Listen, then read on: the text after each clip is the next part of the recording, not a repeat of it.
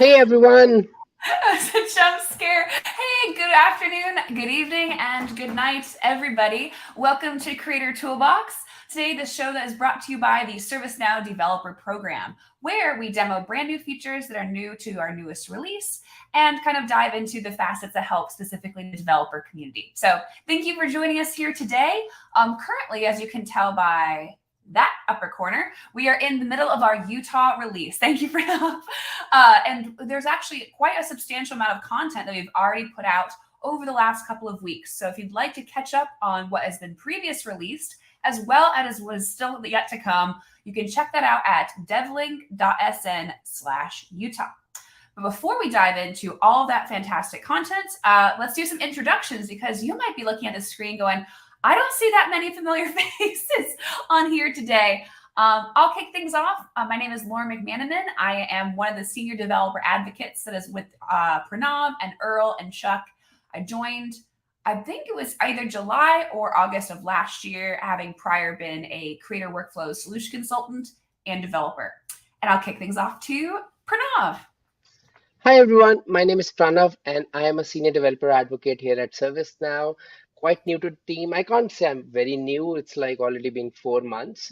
So I can say I'm like an old guy now, but Heck joking. yeah. And before joining ServiceNow, I was working with a customer and was helping them with the implementation. And yeah, that's about me. Awesome. Well, we're so happy to be here today. This is actually a pretty important live stream if you're joining us here live, because this is Pranav and I's first live stream without Chuck and Earl. So it's going to be a real, and might have some scuffed moments, so we apologize in advance. But luckily, we're talking about something pretty familiar to most people today, which is Flow Designer. So, Flow Designer, woo, Oh, you want me to share the not screen? yet. not Okay. yet. So, so, Flow Designer, as you may or may not know, is the primary aspect for showcasing automation on the ServiceNow platform. So, anytime that you are automating a process or perhaps an integration, that is the place that you are doing it. It came out, I want to say Jakarta. Is that what version it came out, Brad? Do I have that right? Yes, I think yes. Awesome. I usually get those wrong, but so it's been out for quite a while. So, but every single release, there's always a significant amount of improvements that are made. So I like to call it the Flow Designer speed round because there's always something to look forward to. So, with that being said, now I will shift over to my other screen so that we can chit chat about what is going on here today. So the first thing that we are going to be diving into is the fact that I am doing this in a PDI. I always like to do as much as I can from a PDI because that's something that you can take advantage of as well. So just a nice reminder that Utah PDIs are currently available. If you'd like to dive into those to experiment with any of the features that we are exploring here today. So the first place that we are going to be diving into actually isn't in Flow Designer. Actually, we are going to be talking about a concept that is new to Utah for flows, which is the concept of flow priorities. So a lot of things have some sort of indication of priority on the ServiceNow platform. That could be business rules, that could be UI policies, a whole array of things indicate that there is an order of operations that you have control over. In Flow Designer, that wasn't the case. It was first in, first out. And even if something was taking a million years to run, right? Like some big data import that's maybe not that business imperative for that moment of time would just kind of clog the drain. So luckily in Utah, we have applied something that people take advantage of, the concept of order of operations, and applied this to flows. I will say it is currently not accessible through Flow Designer itself, which is why I'm using the standard view, the admin view of ServiceNow. So if you'd like to customize a flow priority, what you're going to do is you're going to search for process automation within your application navigator, and you're going to go to the section that says flow administration and settings. Now, I will say that by default, even on Utah, flow priority is not visible. So that's one thing to remember. If you're following along with me today, you've opened up settings and you're thinking, I don't see flow priority anywhere. That is because you must personalize your list or configure your list to showcase this. So it'll be indicated by this flow priority setting that you have in either the available or selected fields. Now, if we open up any one of these entities, you will see eventually. Oh, I beg your pardon. My apologies. For the flow priority, you have a couple of options. The first of which is medium. You will see that everything currently defaults to medium, and that is true for anything that you have also previously built. So if something is a medium priority, that is the standard order of operations. But there are two additional options. There is low priority, which you can set for the super business imperative things that might take a tremendous amount of time. Think of like data imports and things like that are probably running at the middle of the night.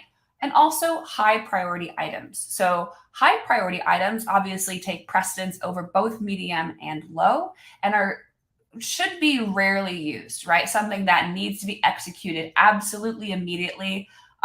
Something that calls to mind are the flows that I had built for emergency notifications and things like that, things that would necessitate urgency to be completed. So the way these things work is that they do not pause mid action. They will pause in between action. So that is something to keep in mind when architecting your flows. So if you have a step, like an action step or a loop that takes a tremendous amount of time, that won't save, like flow priority won't save you. It does it in between the actions. It cannot stop something mid action. So that is flow priority. Anything to add to that, Pranav? Or anything that you're I seeing in think the comments? Because I cannot see the comments currently. I think everyone is loving this flow priority thing because I think this was missing for some time. So woohoo! Woohoo, I love that. So that's the kind of the more admin oriented change to Flow Designer. So now that we kind of cleared that loop, we can actually get into Flow Designer itself. So I want to first address the action designers in the room because they do not get enough attention and enough love. If you're new to flows, essentially what necessitates a flow is a trigger that turns it on, and then a series of actions and logic that dictate which actions are triggered. So think of actions as the automated function. So that is approving something, changing a field, sending an email, doing something with integration, etc.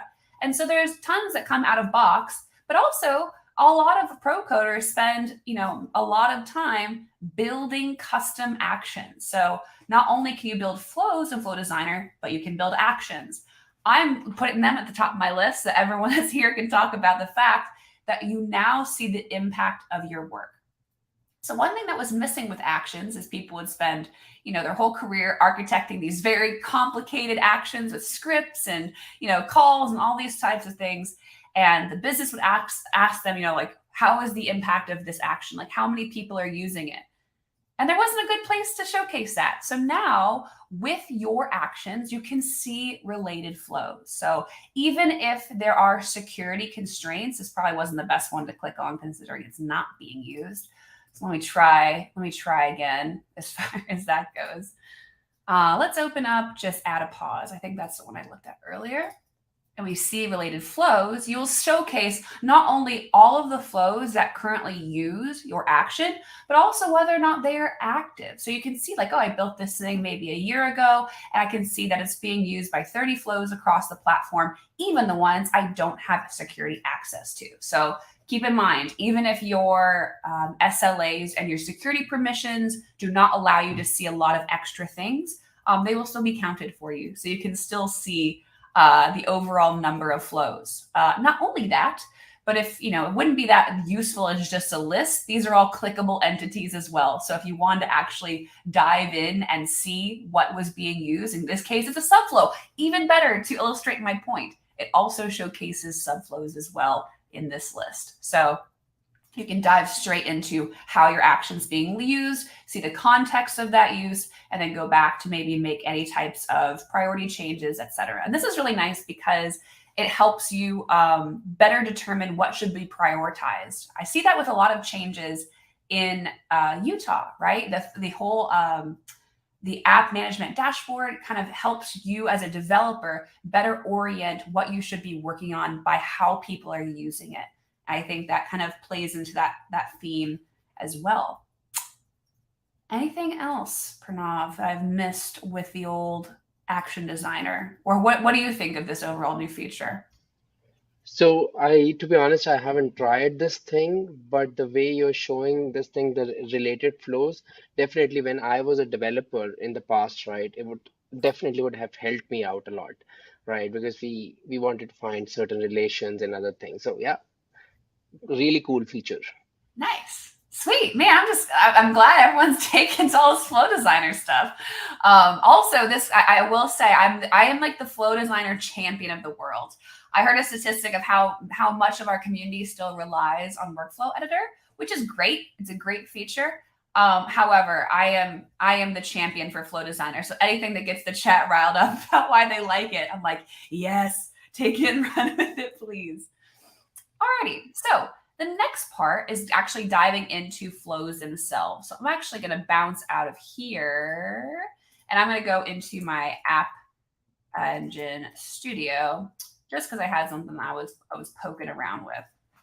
So now that we're actually going to dive straight into Flow Designer itself, there are a couple of interesting changes. So if we create a new flow, none of this matters. It's just how I'm creating the blank slate. We'll just call this blank slate, for instance.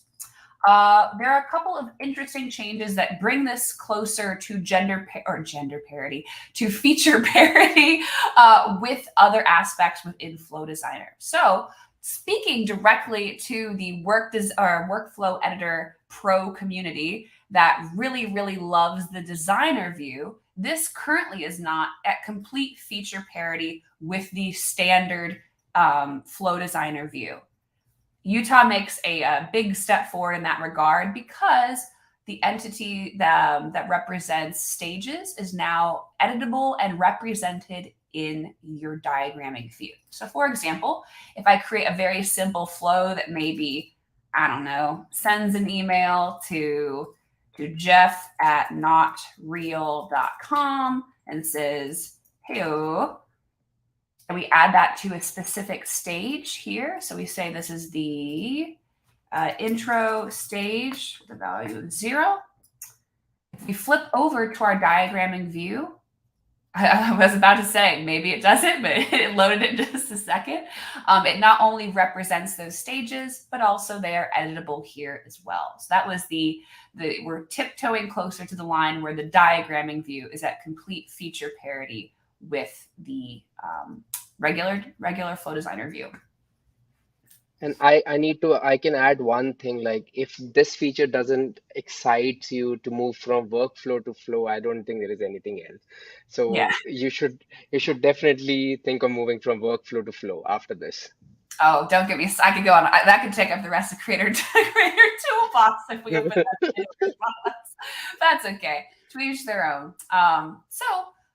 This kind of brings us to the finale of our list of Flow Designer enhancements, which is something that I find many people will get tremendous value out of.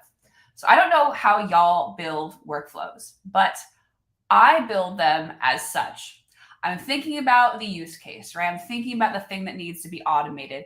And I kind of build it as I go, right? I might have some notes, but I might be it's a bit like jazz, right? It's a bit like free form jazz. So I might send an email and think, oh, May, that's probably best to, we'll probably need to look up some records after sending that email. And oh yeah, after looking up those specific records, it's probably great to iterate through those or maybe do some sort of logic.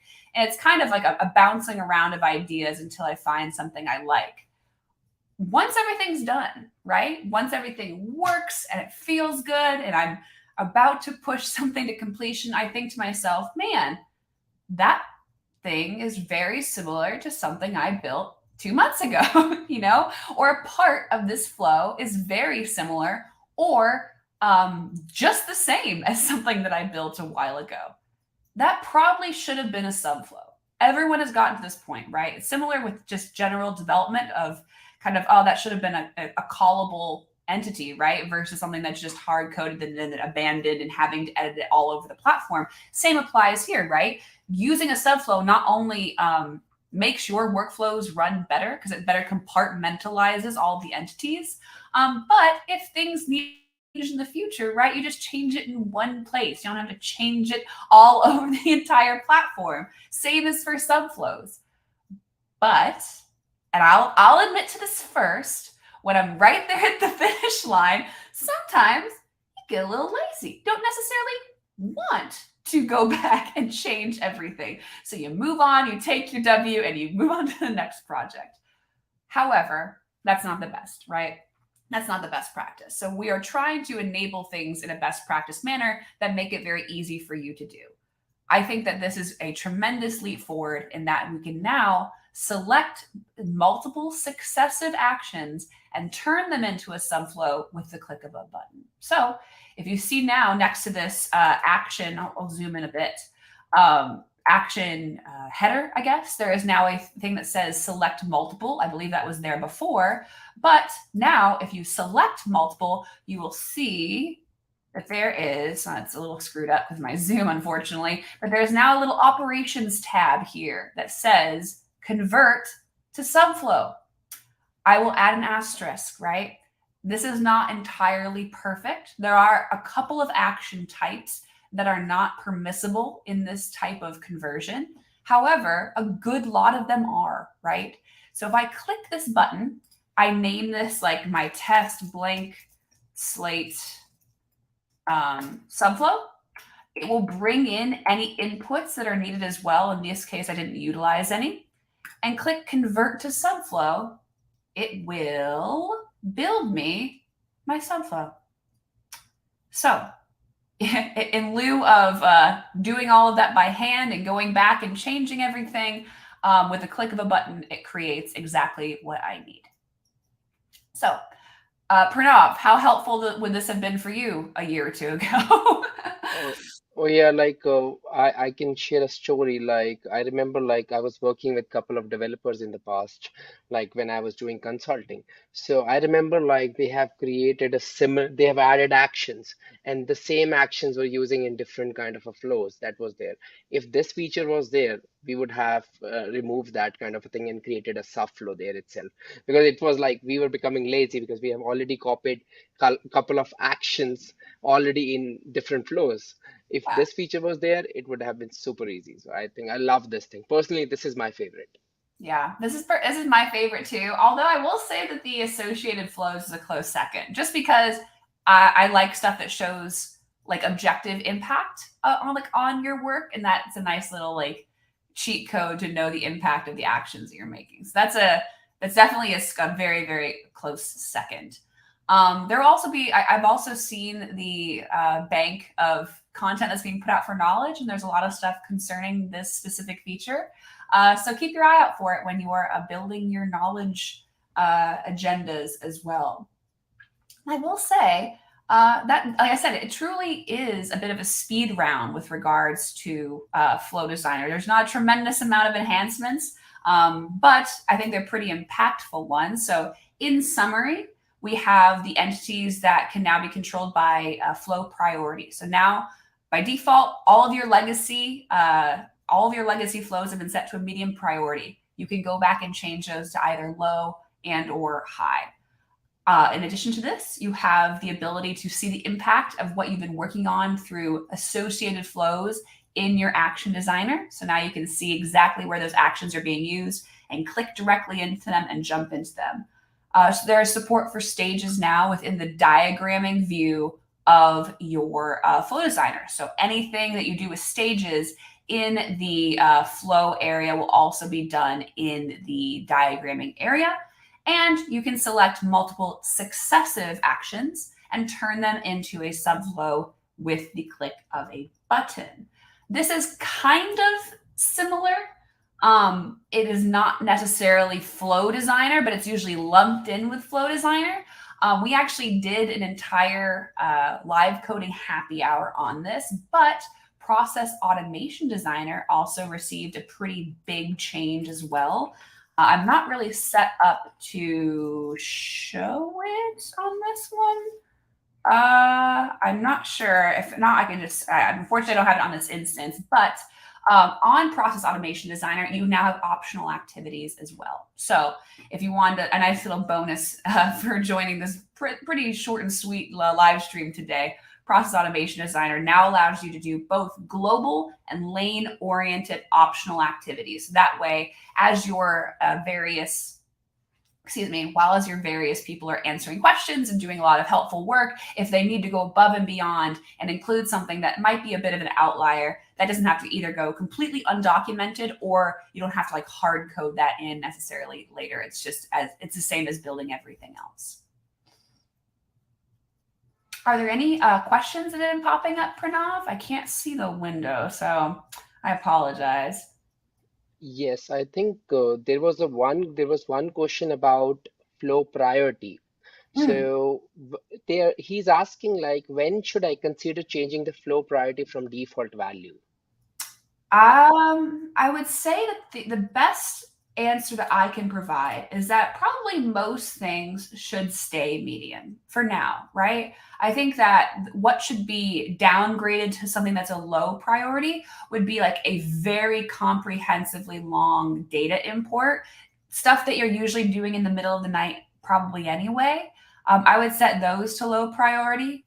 And conversely, very high impact flows that maybe affect like personal well-being of employees or things like that, I would definitely promote to high. I would think it's probably more important to promote certain things to high than to downgrade things to low, because usually the timing of them would also just make them a low priority anyway, versus high, which could happen at possibly any time. Yeah, like the most, like if I'm looking back at what I've built in the past, the number one thing I would definitely promote to high was a flow that was like for a machine factory floor emergency. So if someone had gotten hurt or there was a substantial business consequence to things being derailed, or unfortunately possibly both, then that would definitely be a high priority flow that would need to go regardless of what was going on. So stuff like that, I would definitely promote versus deciding what should be. I would have to probably rely on maybe like just to see how long things take. And I will say, like in Flow Designer, you can see all the metadata on how long steps take and how long flows in general take. So if you're seeing something, especially on like your app management dashboard, that is just taking a doozy of a time, I would maybe nuke that one to a lower priority item for sure. Got it. I think that was a perfect answer. And I'm seeing one more question, Yeah. like does subflow have associated flow, like action have associated flow? Yes. I'm sorry. Does subflow have a Okay, I understand the question. To be honest with you, I do not know, but let's dive in and find out. I'm not quite sure. I don't know. It wasn't noted as something that was added in the workflow in the release notes, but that doesn't mean I can't check. So,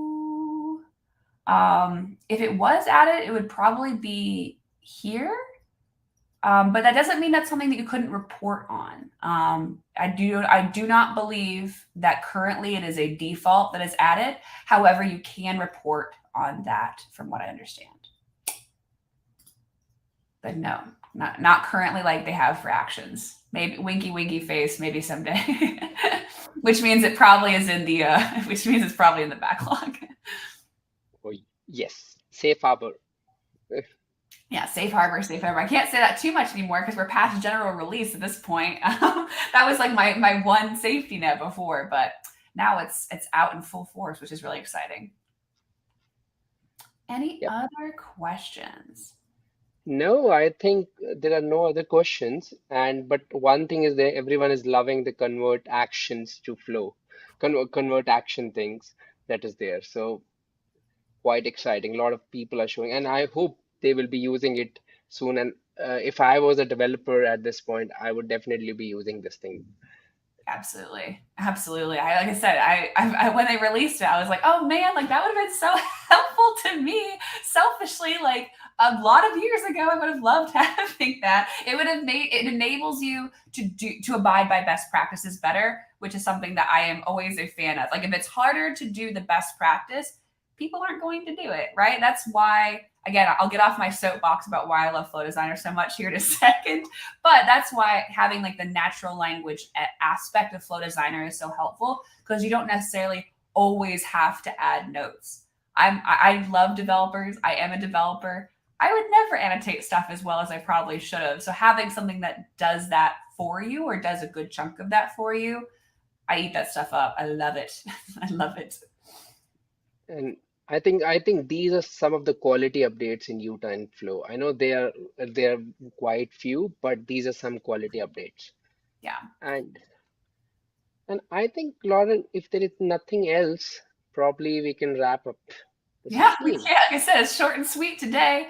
One thing I will again promote is not only the fact that the Utah content calendar is pretty like swollen of lots of great content at this point. We don't have that too many weeks left of the Utah release, which is crazy to think about. But not only that, but knowledge is rapidly approaching, much to everyone on the planning's part's chagrin. It is, I believe, 46 days away, which is terrifying and really exciting, but terrifying as well. So make sure that you're keeping an eye on the content that is coming out for knowledge. I will say that the agenda builder is not up yet. However, the content catalog is. So make notes of things that look interesting to you. I will also give you a nice knowledge cheat code. People will reserve a spot in a class and not show up. So if a class, let's say you write these things down, you really want to go, you go to book them and it's already filled up, still write it down somewhere or add like a Google Calendar entity there because times there's lots of people that don't show. It is Vegas. So that's one like little cheat I will offer to you about knowledge today. Yep, yep. I think that's a great cheat. Like, go and make sure you have your add it to your calendar if you want to visit a particular session. So Mhm. yeah, Lots of stuff to look forward to. Can't wait to talk more about it freely so that we don't get in trouble. uh, yes, safe harbor However, again. yeah, for that one, we're still in place. Well, awesome. Thank y'all so much for joining us for this little bite-sized creator toolbox this morning. If you have any questions as well, feel free to leave them in the comments down below as well once this is posted. We'll try and get to those as well. Thank you so much for joining here today, and we will catch you on the flip side. Talk to y'all soon. Thank you, folks. Bye bye. Bye.